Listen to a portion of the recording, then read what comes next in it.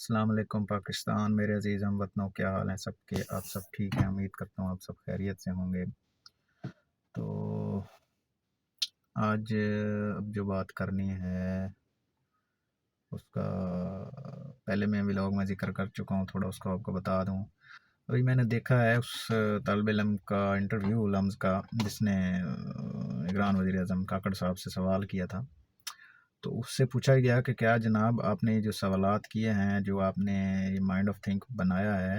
کیا یہ آپ chairman P T I Imran Khan صاحب سے متاثر ہو کے ایسی چیزیں کہی ہیں، یا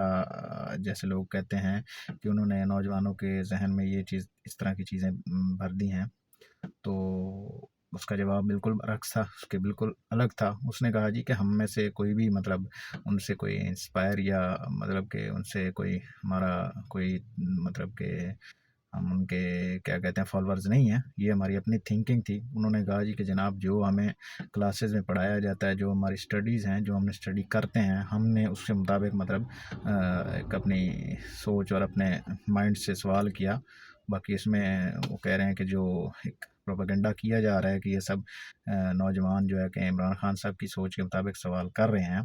اور وہ عمران خان صاحب کے فالوور ہیں، تو لیکن انہوں نے ایک چیز کو واضح کر دیا کہ جی وہ ان کے فالوور نہیں ہیں، وہ صرف اپنی ایک اسٹڈیز کے مطابق جو وہ اسٹڈیز پڑھتے ہیں، وہ اس کا سمجھ لے ایک پریکٹیکل کے طور پہ انہوں نے جو سوال کہا۔ تو اس لڑکے اسٹوڈنٹ نے بتایا کہ جناب میں پولیٹیکل سائنس کا ہوں، اس میں کچھ لوگ لا کے تھے، اس میں کچھ لوگ مینجمنٹ سائنسز کے تھے۔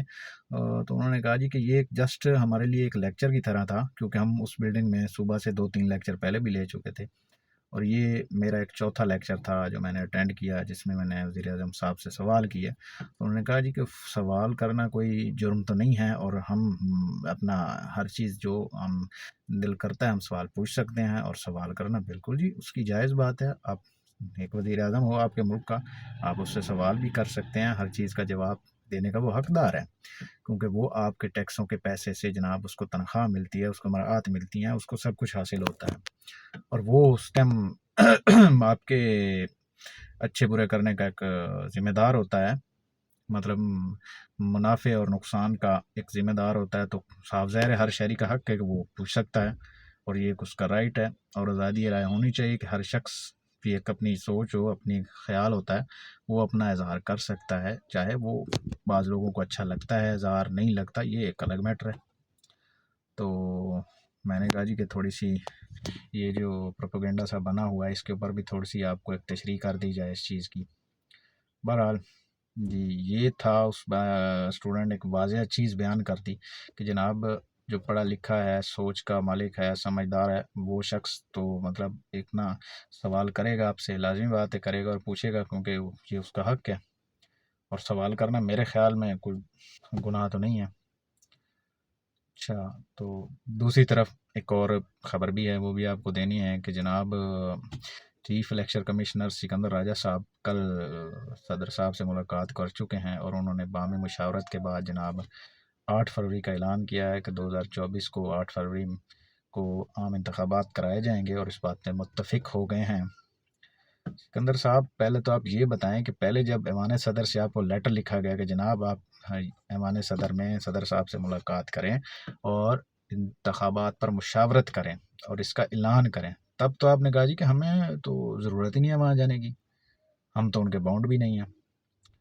تو اب آپ کو کیسے خیال آ گیا کہ جناب وہ بالکل ٹھیک کہہ رہے ہیں جی کہ ہمیں ان کی بات ماننی چاہیے اور مشاورت کرنی چاہیے؟ تو کچھ لوگوں کا کہنا ہے کہ اس میں چیف جسٹس صاحب کا بھی بڑا رول ہے۔ جی بالکل ہونا چاہیے، انتخابات کروانے چاہیے، بالکل جی شفاف اور صاف انتخابات بالکل ہونے چاہیے، کیونکہ آج کل جو ملک کے حالات ہیں معاشی اور ہر طرح کے جو مشکلات میں پھنسے ہوئے ہیں، اس کا حل یہ ہے کہ واحد ایک کیا کہتے ہیں کہ ایک آزاد اور منصفانہ انتخابات کرائے جائیں، چاہے اس کے نتیجے میں کوئی بھی پارٹی آ جائے، نو ڈاؤٹ، تو لوگوں کی رائے سے جو بھی بندہ سلیکٹ ہو کرائے، انتخاب جس کا بھی عوام کرے، جس کو سلیکٹ عوام کرتی ہے وہ بندہ آئے، ایوان چلائے اور اس ملک کے معاملات کو دیکھے، تو میرا نہیں خیال کہ کسی بندے کو کوئی اعتراض ہوگا۔ بہرحال جی اب 8 فروری آئے گی تو تب دیکھتے ہیں کہ کیا انتخابات ہوتے ہیں یا پھر کوئی آگے ملتوی ہوتے ہیں۔ بہرحال اس کے بارے میں جو مزید اپڈیٹ ہوگی وہ آپ کو انشاءاللہ اگلے ولاگ میں دیکھیے، تب تک اپنا خیال رکھیے، اللہ حافظ۔